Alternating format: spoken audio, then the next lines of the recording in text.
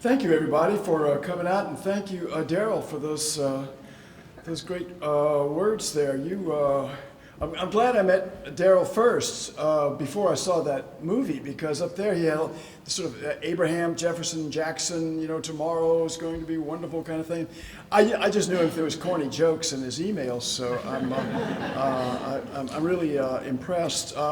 And I want to thank somebody who's not here, William Nesbitt, who was our student at Florida State, and who's a faculty member, and who got us down here in the first place, and is ailing with a mysterious, not COVID, but some kind of a sneezing and coughing disease. So let's hope he heals up real fast.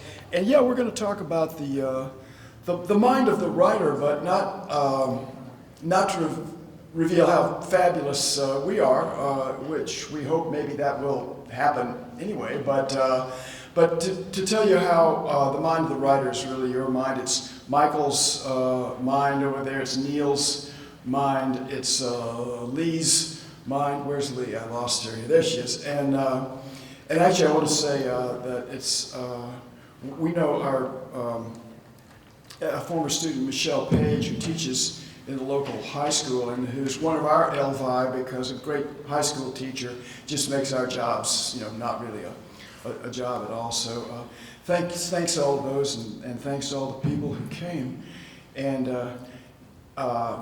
maybe we ought to try to get some better associations than the ones we hung around with. Yeah, that my doctor, when I was a little kid, she helped me from, I had polio. I obviously got off pretty free, but she was the worst person who worked with me from about ages 6 to 12.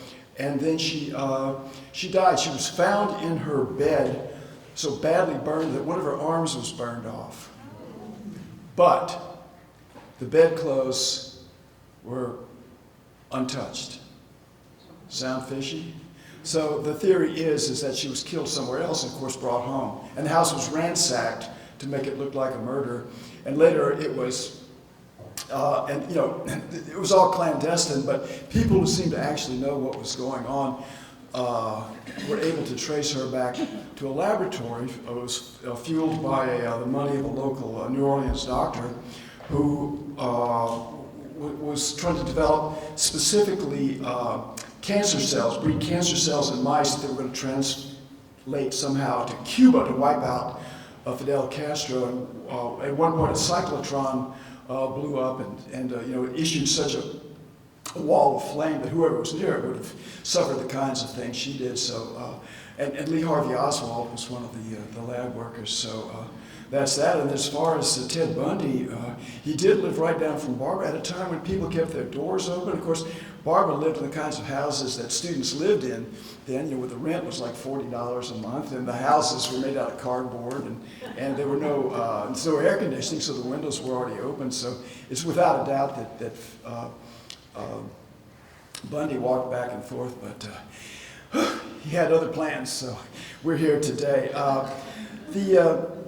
This is going to be a conversation, by the way, so I want you to try to think of some questions or comments as we go along, and give you a chance to ask them. Our jobs is to teach people to write, I guess, to teach people to write poetry, but it's more important to me that the people learn to think the way poets do, because most of my students are not going to publish books the way Barbara and I have. So the first thing I tell them is that poets and writers are magpies. We pick up shiny objects in our beaks and we fly home and add them to our object collections, and then I don't know what the magpies do, but if you're humans and poets, you make poems out of the various things that you find in the field. Somebody once asked James Joyce what he had learned from the Jesuits who taught in college, and if you've ever read Ulysses or tried to read Finnegan's Wake, you would probably expect Joyce to say something visionary and mystical.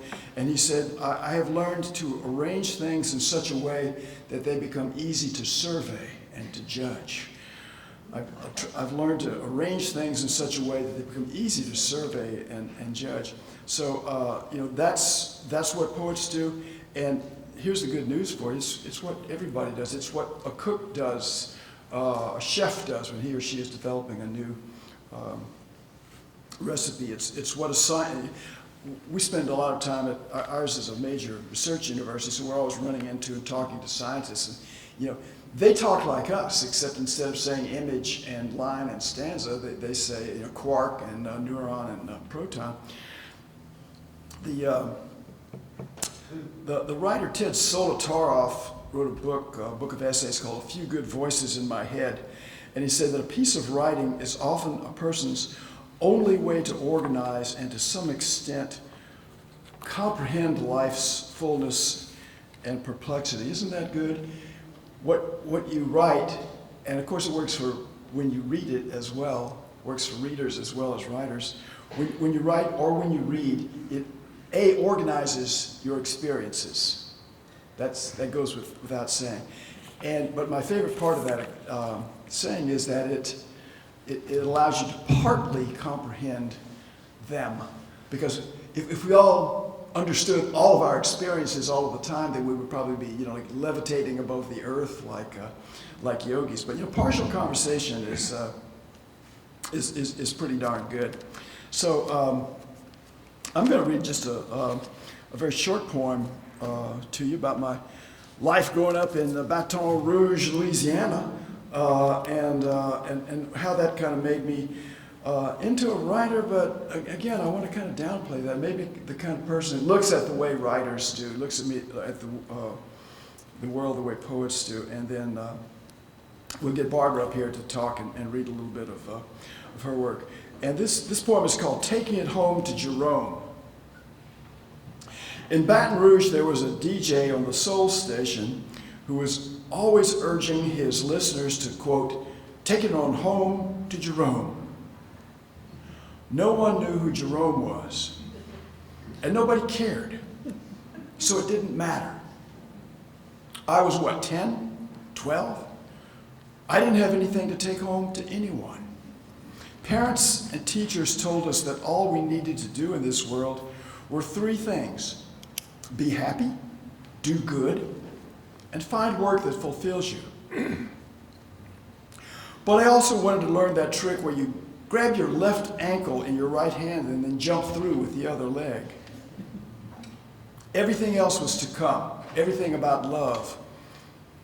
The sadness of it, knowing it can't last, that all lives must end, all hearts are broken. Sometimes when I'm writing a poem, I feel as though I'm operating that crusher that turns a full-size car into a metal cube the size of a suitcase. At other times, I'm just a secretary. The world has so much to say, and I'm just writing it down. This great tenderness. So that's what we're going to do tonight. We're going to talk back and forth, give you a few ideas, a few tactics, or read a few pieces of our own writing to you. And again, don't forget about those questions and comments that we want you to come up with. And with that, let me turn the mic over to Barbara Hamby.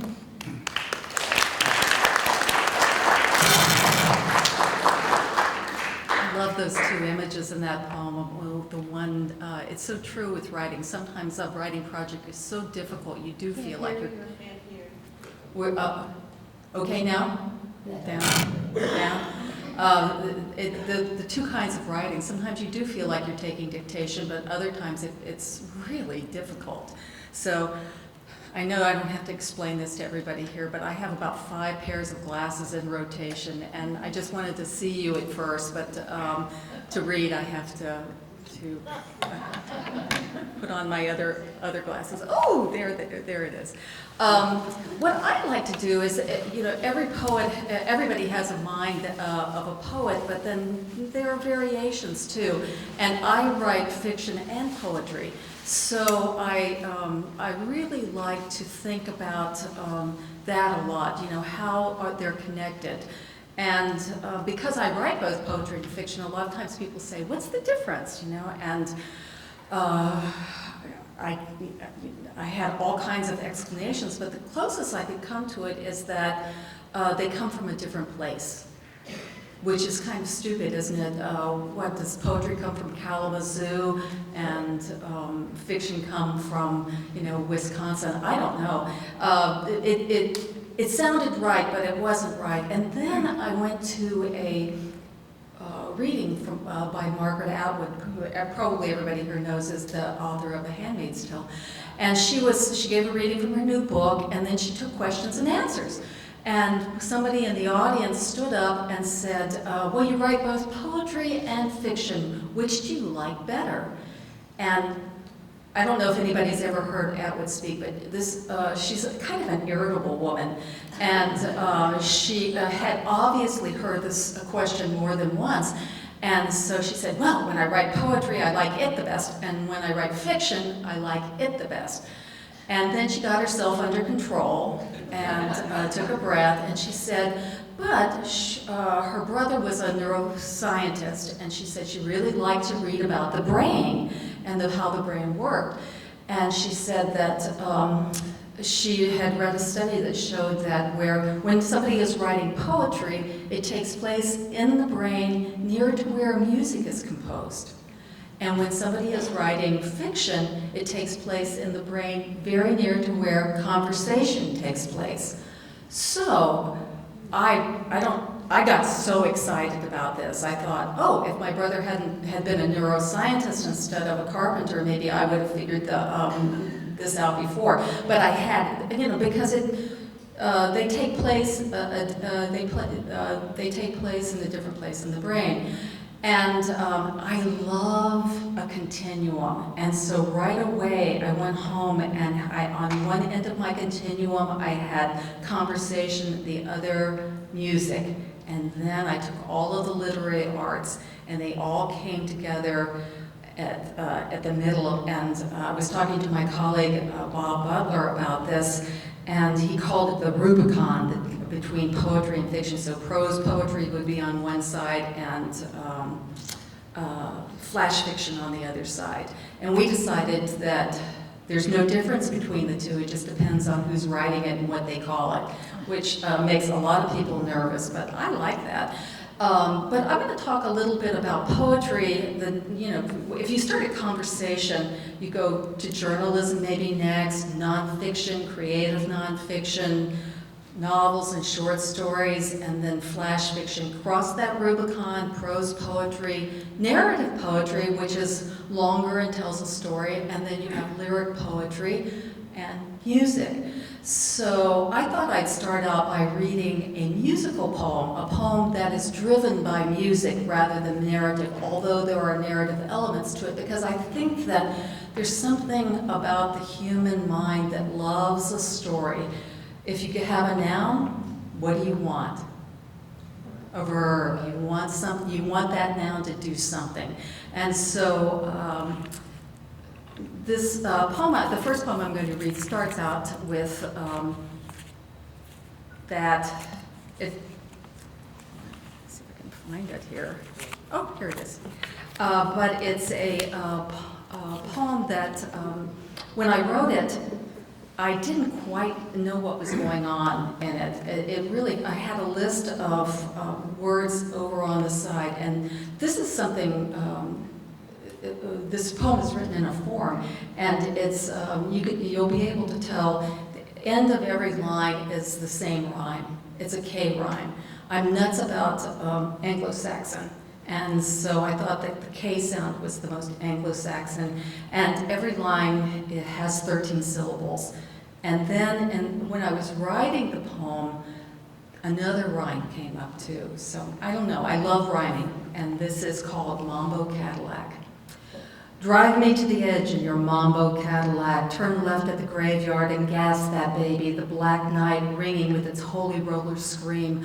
I'll clock you on the highway at 3 a.m. Amen. Smack the road as hard as we can, because I'm going to crack the world in two, make a hoodoo soup with chicken necks, a gumbo with plutonium roux, a little snack before the dirt and jalapeno stew that will shut the skin right off your slinky hips, Mr. I'm not stuck in a middle-class prison with someone I hate sack of blues. Put on your high-wire shoes, Mr. Right, and stick with me. I'm going nowhere fast, the burlesque queen of this dim scene. I want to feel the wind, the Glock in my mouth, going south down by the riverside, shock of the view. Take me to Shingles' fried chicken shack in your Mambo Cadillac. I was gone, but I'm back. For good this time. I've taken a shine to daylight. Crank up that radio, baby. Put on some dance music. And shake your moneymaker, honey. Rev it up to Mach 2. I'm talking to you, Mr. Magoo. Sit up and check out that blonde with the leopard print tattoo. Oh, she'll lick the sugar right off your donut and bill you, too. Speak French while she do the do. Parlez-vous français? I'll say, so pick me up tonight at 10 in your Mambo Cadillac, because we got a date with the devil. So fill the tank with high-octane rhythm and blues, sugarcane and shark bait too. We got some miles to cover, me and you. Think Chile, Argentina, Peru. Take some time off work. We're going to be gone a lot longer than a week or two. Is this D-Day or Waterloo? White or black? It's up to you. We'll be in Mexico tonight. Pack a razor, pack some glue. Things fall apart off the track, and that's where we'll be, baby, in your Mambo Cadillac, because you're looking for love, but I'm looking for a wreck.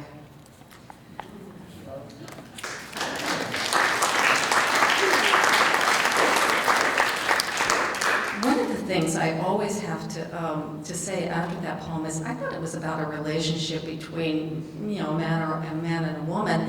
And then about 5 years after I wrote it and I was reading it at a reading much like this, I realized it was the two parts of myself talking to each other, the good girl talking to the wild girl, and I thought, okay, you know. But sometimes it does takes you a while to figure out, you know, what you're really up to.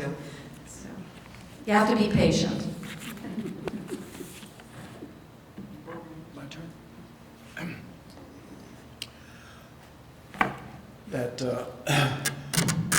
That poem excites me every time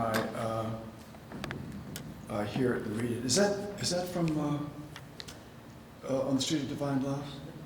Yeah, it's in there, but it's it was in All Night Lingoteco. Okay. Yeah, you can find this in Barbara's new and selected poems called On the Street of Divine Love. If you like that poem as much as I do, it gets me. It never wears out. And all you have to say is, we're going to be in Mexico tonight, and I just sort of grab my tequila bottle and get ready to take off. And then, of course, I loved hearing Barbara come to the conclusion that it was an argument between good Barbara and bad Barbara. And I'm glad that you. Not bad Barbara, wild Barbara. Wild Barbara. Well, I'm glad that you didn't write that poem until we'd been married for about 20 years or so, which is a good thing, because I think if I'd seen it first, I would have been frightened, and thrilled, which is. I still want you to be frightened. Okay, and now in the spirit of the French Salon, let me read from Emerson's essay on Napoleon. He said that he saw a battle going against him, but when the dead began to fall in ranks around him, that awoke his powers of combination, and he put on terror and victory as a robe. And he says, so that's what we do. And I love, we usually don't take our as poets and artists and writers, we usually don't take our advice from generals, but I always like that, because that expression, powers of combination, which I assume in Napoleonic terms meant, bring the cannon around here, send the cavalry up the middle, get the ground troops, make sure everybody's well fed, and march them in ranks forward, firing muskets, or whatever. And he put together a plan that won the day, well, at least for a while. So that to me, as I said, the first time I got up here, that's what we all do. We collect stuff, we amass more than we can use, we pick the bits that we want for the task at hand. We start somewhere, and the important thing to read, to remember is, and this is something that I think both of us always try to remind our students to do, start anywhere, because they always want to start with line 1 and then go to line 2, or start with chapter 1 and go to chapter 2. So no, start anywhere and keep going until you have something to work with. And then, of course, after that, revise, revise, revise. And then take a break, ignore your work for a while, and come back to it and revise some more. The next thing you know, you'll win a battle, or you'll have captured a quark and won the Nobel Prize in quark capturing, or invented a new dish, or maybe written a great poem or story. So Barbara talked about that which is lyric in writing, and that which is narrative. And I'm actually going to read you a poem. It's 3 stories. There's a story that starts and ends the poem. It's a very short poem, a very short story in the second part of the poem. Most of it's a poem that's kind of a, most of the poem is kind of a narrative, a story about a cowboy who discovers that he's dead. The name of the poem is More Than This, and it comes from a book called More Than This by David Kirby. When you tell me that a woman is visiting the grave of her college friend, and she's trying not to get irritated at the man in the red truck who keeps walking back and forth and dropping tools as he listens to a pro football game on the truck radio, which is much too loud, I start to feel as though I know where this story is going, so I say, stop. You're going to make me cry. How sad the world is. When young men died in the mud of Flanders, the headmaster called their brothers out of the classroom one by one. But when the older brothers began to die by the hundreds every day, they simply handed the child a note as he did his lessons. And of course, the boy wouldn't cry in front of the others. Though at night the halls were filled with the sound of schoolboys sobbing for the dead, young men only slightly older than themselves.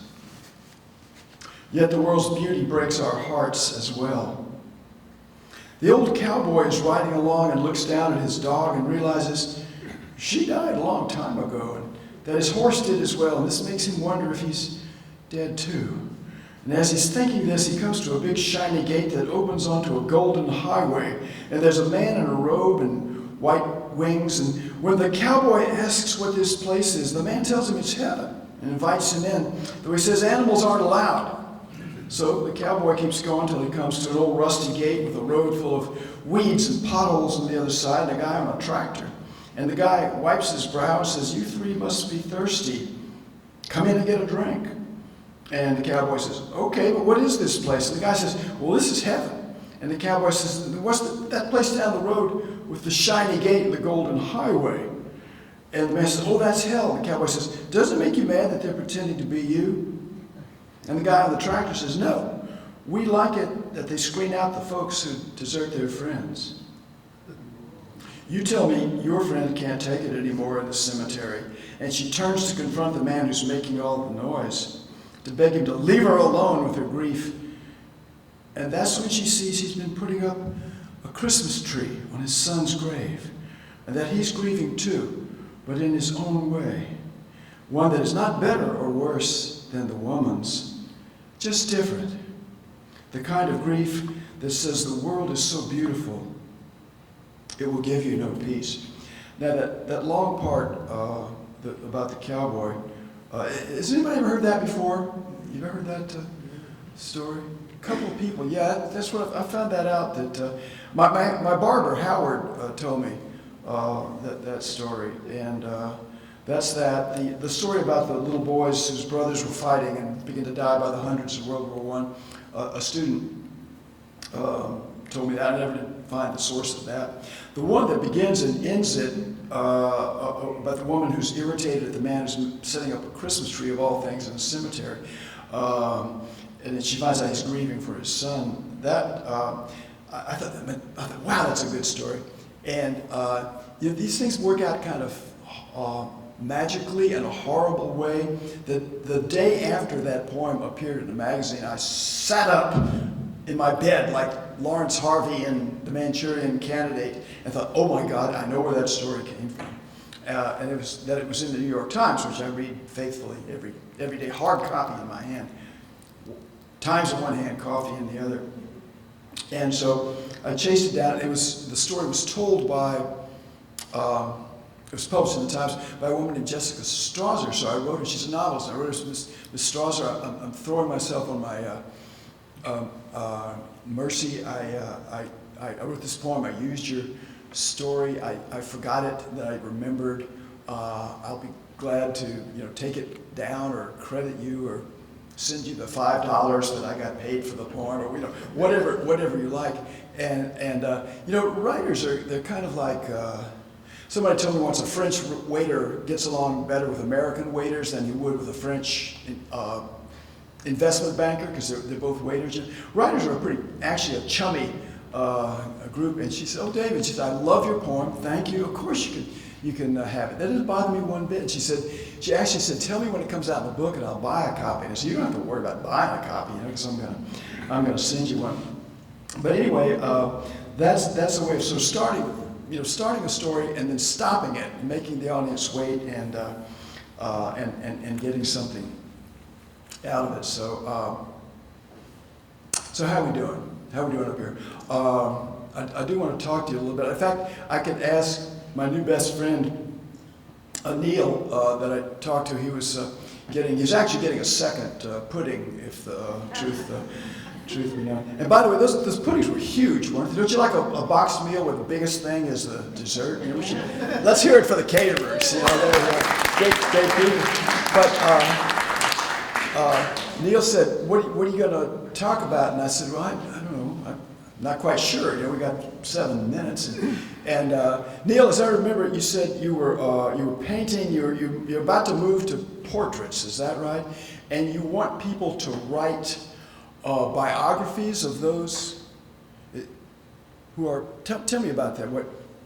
I'm interested in painting and getting the ecosystem of whoever I'm painting to tell stories or write stories, so that while they're still alive, I want to give them a portrait with these beautiful stories from people that love That are their actual lives. Yes. Okay. Why not? Why not? Yeah. What should we tell Neil? Yeah. How can we get him to fulfill this project?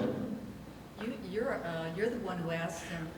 I thought you'd bail me out, But yeah. Oh, I know. Back a little earlier, I said start anywhere. I would get these people to talk. I mean, this is from my own. I've actually written a lot of. I wrote a biography of Little Richard, who gave me hell. He was the hardest person to get stuff out of in the world, but I got a book out of it. But from what I know of people who do this more than I do, they talk and talk and talk to the subject. And ask questions, and then finally just until they get the person just kind of riffing and going, and then something that the person maybe doesn't think is important jumps up, and that becomes the thing that becomes our magpie treasure that we settle on. So I would tell your scribes, your biographers, just to talk to the person and be patient, because we're all about, as I say, you just. Writing is a lot of waiting and wait, and then when they see something that has energy, that has voltage. Let's just say voltage. Take that and then build everything else around that. No, I was just thinking about sometimes my students, when they come in and talk to me, they'll be writing poems that they think are poems, and then they'll start telling me stories, and I go, that's a poem. That's a poem. They don't really realize what has that energy. So I would say that's your role, is to listen to them, and then when something really interesting comes up, then go ahead and say, that's what you should write about. Yeah. I see on the schedule here, you're next talking about passions and parties. Yeah, here I am. I'm going to read a poem now that's a little more narrative than the one it's driven by story, and it's a little prosier than the poem I read before. And it's one of my passions is language, what it can and can't do. And I know that in Mambo Cadillac, I really love the way the words just fell into place. And one of the things I really love are words in other languages that we don't have a word for it in English. And it's just thrilling. Every time we travel, I try to, I'm like a magpie, really, gathering them up. And one of my favorites is the Bantu word, imbuki and vuki, which is to tear off your clothes to get ready to dance. Now, isn't that a fabulous word? And English does have a word now, but it was kind of it started with imbuki and boogie. Anybody have any idea what that word might be? Woogie woogie. Boogie woogie. Boogie That's woogie. it. Boogie woogie. Yeah. It came from the Bantu word imbuki and boogie, and I just love that. I mean, it gives me chills. And Russian has a lot of words like that too. Because I think it's because it's so cold there a lot, so they stew inside. But one of the words I love is razglyuto, the feeling you have for someone you once loved but love no more. And we all know what that's about. Even somebody who didn't treat you very well, you still, at one point you loved that person. And so you think of them with maybe rancor and tenderness, which I don't know if Russian has a word for that, but somebody probably does. But this next poem I'm going to read it started out, I was riffing on the different words, English words for parties. And I got to a certain point, and then I just stopped. I couldn't go any farther. And so I let it rest for about a year, and then David and I were in Italy, and suddenly the poem, it was like I was taking dictation. The poem started writing itself. So sometimes you have to know when to let something go and rest. And I can see you too well, so I can't see the page. Okay. So this is called Ode on Words for Parties, American Edition. Why do we have so many words for parties? A slew of them once you start looking. Shindig, bash, meet and greets, raves, blowouts, barbecues, and more tepid functions, receptions, luncheons, and dues of all kinds. Though let's face it, most people have no clue about how to throw a party. Like the friend who was complaining because her husband wanted to have lots of food at the brunch they were planning, but she knew people didn't go to parties to eat. And Marcia and I had to break it to her that brunch was the combination of 2 meals, so her guests were expecting to eat double, and you can't believe the shock on her face. But her husband put out a great spread, and everyone ate and talked, though we've all been to those parties with the bowl of dead chips and the onion dip that looks like cat vomit on the driveway. Actually, not that good. But my sister throws a fabulous party because she's a great cook and has an army of wine bottles that never stops marching, and her garden is verdant, and she has a pool, which some people end up in at the end of the night. What would be the word for that kind of party? Vino cool pool party? And the other one might be a kitty dip party. And yes, they can run a party too. Think of the music Nazis who make their way through the world with their one-upmanship. And your collection of Van Morrison and Jimi Hendrix is so uncool compared with the Mud Stumps and Echo Park, but only before they caved and became famous and they were no longer cool. Then there are the couples who are glued at the hip like twins conjoined by church and state, or the bloviators, or the drunks who can turn a party into a Godzilla stomps Tokyo apocalypse, like the time the guy with the Ponderosa belt buckle slid chest first in a dance move and put a gouge 3 feet long in my hardwood floor. And I hadn't even invited him. He was my hairdresser's friend. That party was over. I wanted everyone out of my house. Or what about the people who live in the middle of nowhere? And you know that on the way home you'll end up in Hades or in a ditch if you're lucky. And what would you call those? Suburban hell parties? Hansel and Gretel lost weekend parties? I often try to talk my husband into pulling over so we don't crash, but he reminds me that we're setting ourselves up for the serial killers that roam lonesome highways looking for poets. And what would you call that concatenation of events?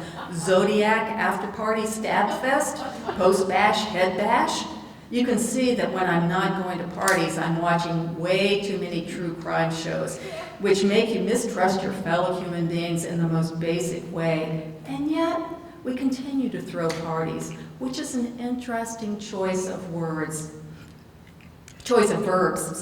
and English is full of them. Throw a party, pitch a fit, pitch a tent, pitch black, pitch a no-hitter, pitch in, pitch black, and that's what the road is like now. And I'd give anything to be at that kitty dip party 2 blocks from my house with the Einstein brains blaring on the sound system so I can't hear the guy talking about how he prepares his petri dishes for his research, or the woman who's describing an airline ticket fiasco that wouldn't even be interesting if it had happened to me.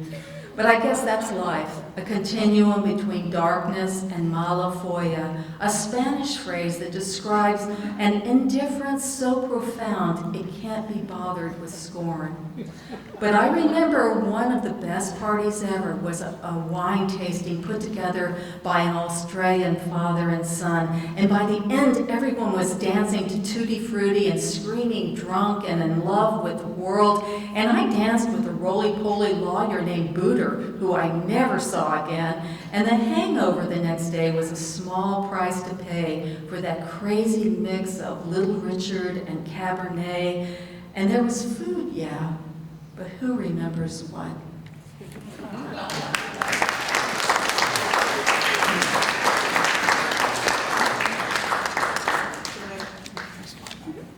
You love words, and you know what they call a skinny dip for older folks? A chunky dunk. Well, Use that. I am going to use that. Are you kidding? You told the right person. We'll make sure you're credited Chunky Dunk. If I don't write that down right now, I'm going to forget. Chunky dunk. You've probably noticed that we are illustrating our points with poems, even though we, as I say, we both write different things. It's just because poems are shorter. Once I went to a poetry reading, and the poet was Edward Hirsch, who's a fine poet, fine critic of poetry, and also the president of the Guggenheim Foundation. And he said, I'm only going to read 2 poems tonight. And everybody kind of looked around, and they said, the Iliad and the Odyssey. And then we all had a good laugh. But I think I keep, my mind keeps going back to my conversation with Neil and how the best things can come out of collaborations. I mean, as you might guess, Barbara and I collaborate not on particular works, but on helping each other, coming up with new ideas and refining and polishing our ideas. Did you know that the song Help by the Beatles was originally written by John Lennon, who was in a very despairing mood, and it was a very mournful, slow to help, you know, it was like, oh, I feel sorry for myself. And Paul McCartney said, no, come on, let's change the tempo and make it help, I need somebody, help, you know, not just anybody. You know, it became a manic counter melody and became, you know, pop masterpiece. One of the, probably the greatest pop duo in the world was Barry Mann and Cynthia Wilde. This is one of the things I do when I'm not writing poetry. I mainly write music journalism, but Barry Mann and Cynthia Weil wrote songs that you've heard that you probably don't know were written by Barry Mann and Cynthia Weil. One of them was "We Got to Get Out of This Place" by the Animals, which is this driving young man's angry thing. But they also wrote "You've Lost That Loving Feeling" by the Righteous Brothers, which is, I think the Rock and Roll Hall of Fame said that was the most frequently broadcast song in the world. Yet, my favorite factoid about Barry Mann and Cynthia Weil is that they said when we couldn't write hits like that, we would write what we call slump songs, just to keep things going. And some of those slump songs became hits, so that's part of the message too. So, well, I'm going to read one more, and I think Barbara's going to read one more. But in the meantime, is there anything you want us to talk about? Anything you'd like to ask us about? Yes, ma'am. I just want to know the name of the doctor in New Orleans who was trying to create the cancer cells that we take out. It was Dr. What was the, Yeah, excuse me, what was the question? It was about the doctor in New Orleans, and of course that's the thing that it just drives her last name right out of my mind, Dr. Mary. Listen, I'm the only David Kirby who teaches at Florida State University. What does that make my email address? That's right, dkirby@fsu.edu. You write me tonight, and I will have that poem in your inbox by the time you're having your nightcap, okay? Yeah. Actually, I'd like to ask the audience, I've got, anybody, a chunky dunk right here. I'm collecting words all the time. Anybody have something for me? I have a question. Yeah? How do you rank rap music as poetry today? Well, I hear a lot of it because we live on a corner and cars go by and they're playing it. But you know, it's really interesting. I'm putting together a new book and I'm going to read a poem from that new manuscript. But I love the rhythms of rap, and I've written my own poem. It's kind of based on rap rhymes and rhythms. Nobody's taken it yet.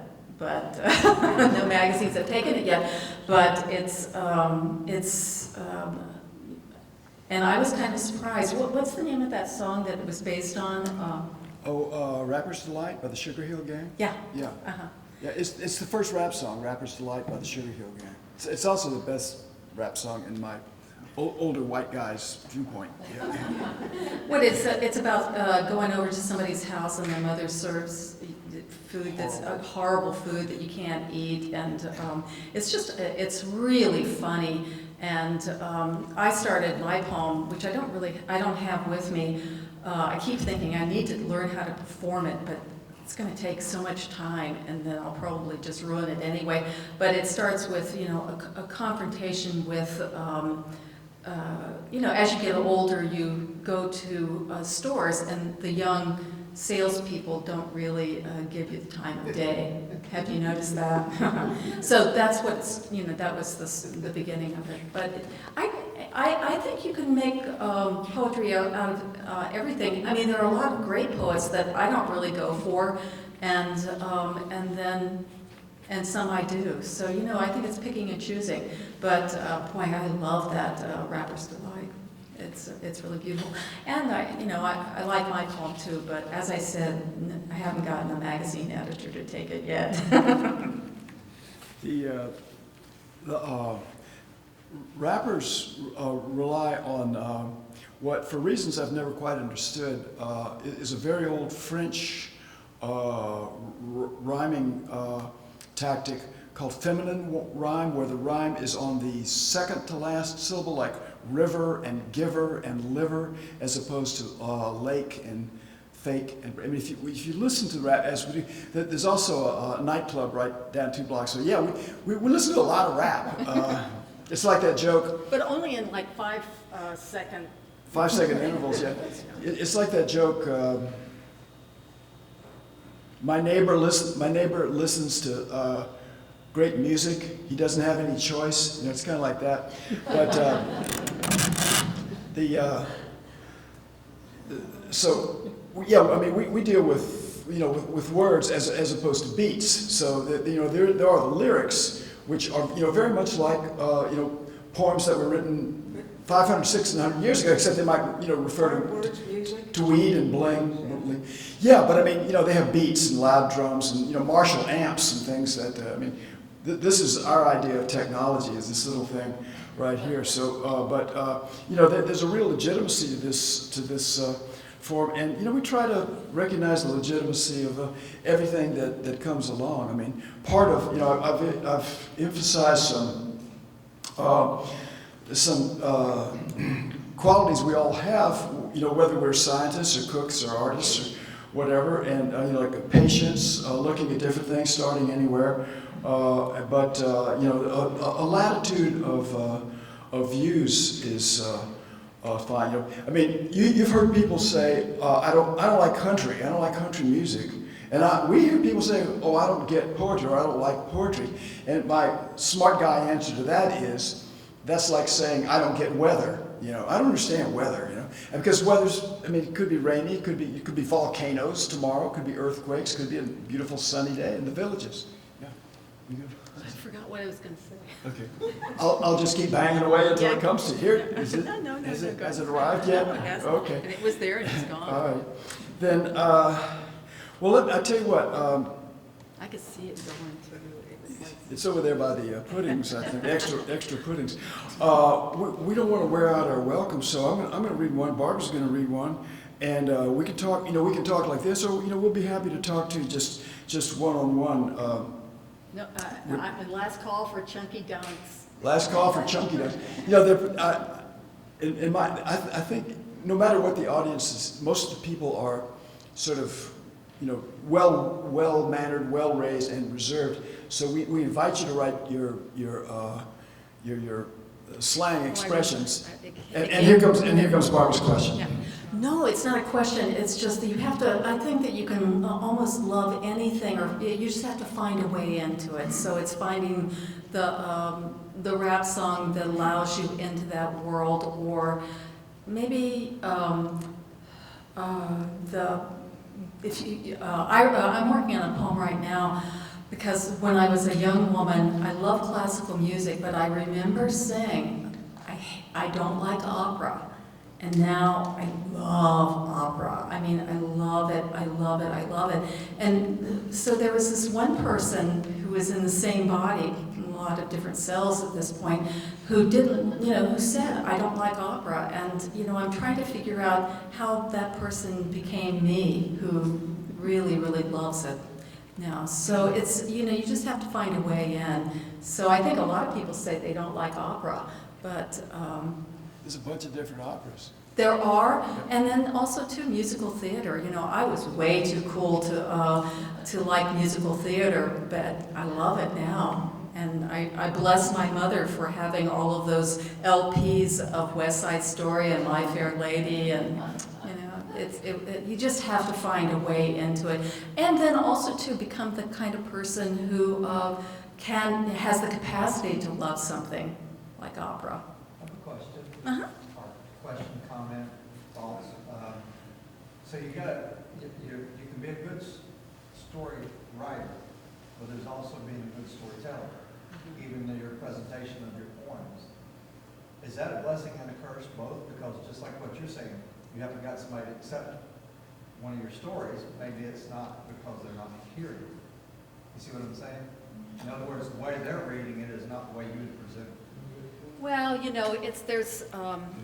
This was a question about, I just heard it as a question about rejection,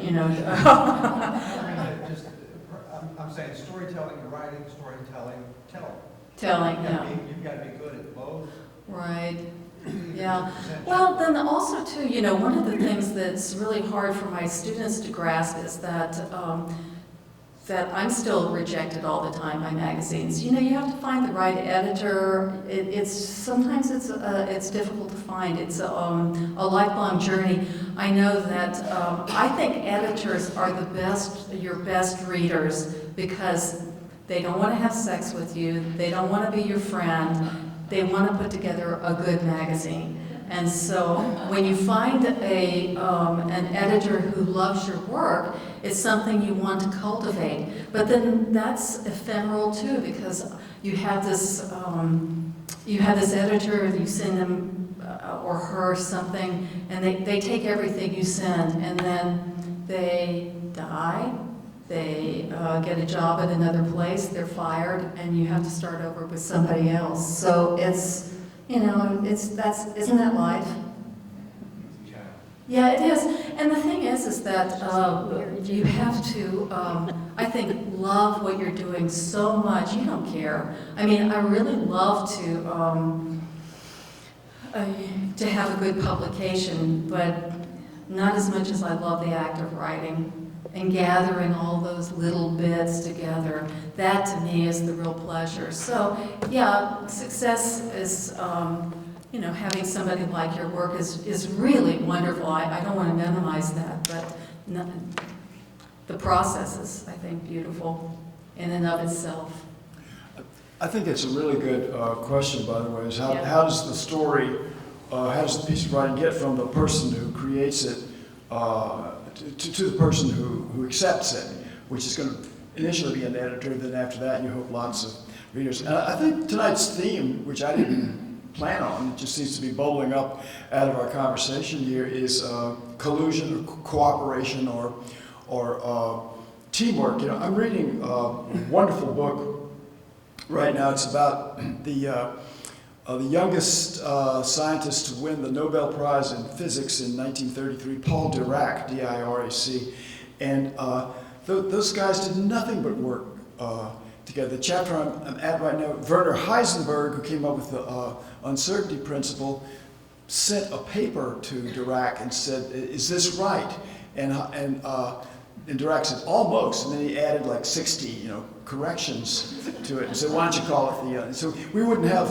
I mean, it's named after Heisenberg, but we wouldn't have it unless Dirac had done it. And I've talked about songwriting teams, biography writing teams, David and Barbara teams.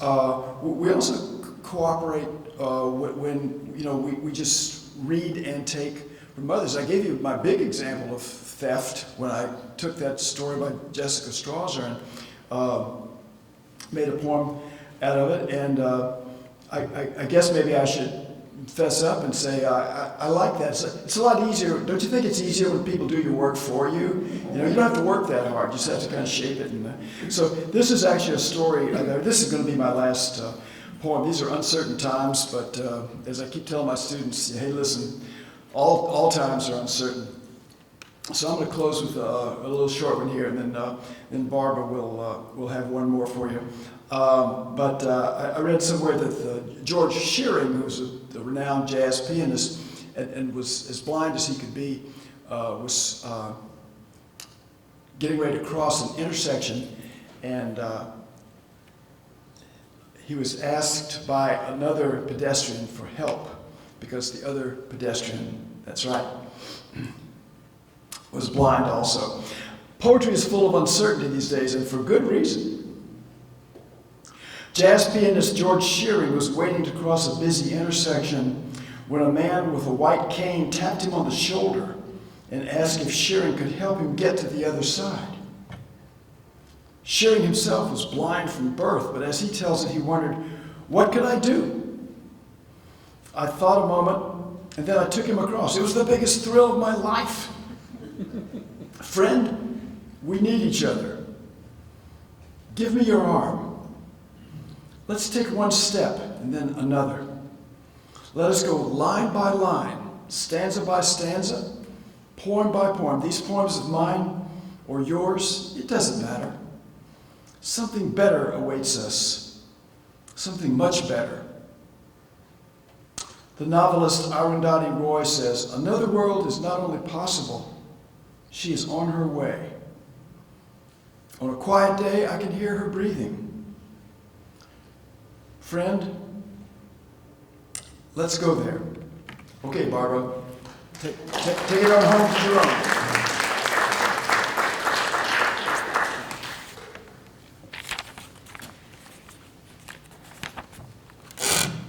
So as I've gotten older, I've been trying to survey my luck. I feel lucky in a lot of ways. Also, too, a lot of my young female students have a lot of traumatic experiences and that they write about. I feel like I know a little bit too much about it, and I sometimes, or I need psychology and training in psychology to really deal with it more than poetry. But it really does seem to help them to be able to write about it. But they're really the inspiration for this poem that was in the New Yorker last summer. It's called Ode on Luck. What was I thinking when I got into cars with boys I hardly knew and drove to houses out in the country where my screams would be muffled by the oaks and pines and the teeming carpet of mushrooms? Too stupid to know. I wasn't even close to being free, though I thought I was. But all that happened was we listened to Blood on the Tracks and tried to write down lyrics in the flickering of candles. And I was dropped off at my apartment, all too alive to the possibilities of mayhem. Where was I going when I walked down the streets in my armor of beauty and youth, lying in the sun and thinking of Anais Nin in Paris, Rimbaud in Abyssinia, Kafka in Prague? How did I translate my dreams into Italian?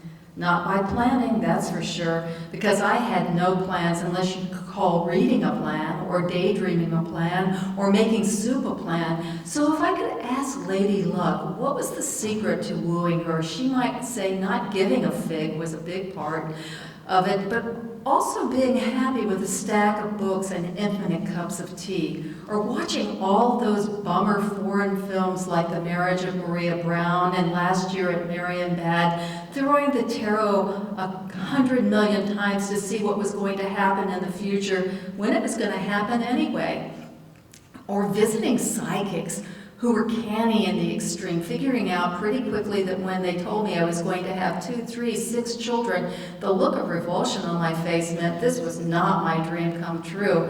Though there was the one in Houston who said that in a few days I was going to have someone scream at me, but not to get involved because it had nothing to do with what was going. I had nothing to do with what was going on. And a few days later, that's what happened. One of my best students started screaming at me, but it was because her mother was trying to take her daughter from her. And I was a great stand-in, maybe looked like her mother, so that was a piece of luck, me being tipped off by the psychic and Deborah having somebody to yell at, i.e. me, her poetry mom, who in no way wanted her daughter. And I've had my share of mommies saying snarky things to me on the same subject because they had no idea how much work children are, even though they are adorable. But being the oldest in a big family, I knew. So that too was a piece of luck, though when I was changing my little brother's diaper, it didn't really look like it. But that's the thing about Lady Luck. She can show up dressed in rags, smoking a corncob pipe, and then reappear 20 years later looking like Glinda in The Wizard of Oz. It being a matter of translating your own life to yourself, which is what I'm doing every day, interpreting my own language into an English that drives a spirit into my heart. And I'll tell you who's lucky. Everybody and nobody in the same milkshake. You put in a scoop of chocolate, a scoop of raspberry dishwater sorbet, a squirt of kerosene, and lo and behold, there's a cherry. And what can you do but put it on top? Thanks so much. Thank you, everybody. Thank you, Daryl. We'll stick around for a few minutes. You've been a wonderful audience. We really appreciate it.